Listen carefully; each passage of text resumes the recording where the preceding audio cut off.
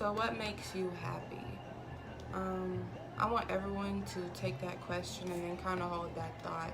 So for my campus engagement activity, I chose the seminar by Catherine Sandersons, The Science of Happiness. She began her seminar with asking everyone what makes you happy. Prior to that, she did a poll with different people. And as you can think, a lot of people answered money, cars, shoes, clothes, etc., different things of that sort.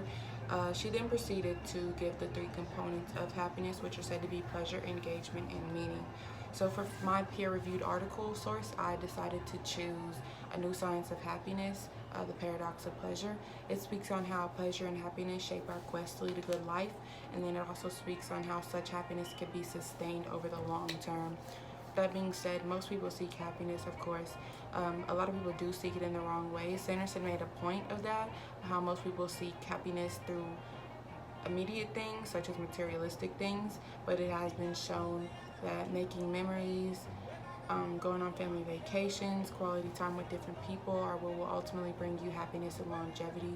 This relates to the power of the capacity to adapt, considering that there are changes happening in every day of one's life.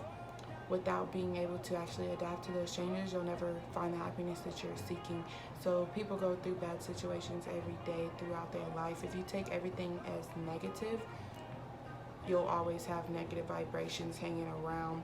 If you take everything as positive, take everything as a lesson, which is like how I like to try to do things, you'll ultimately bring positive vibrations throughout yourself.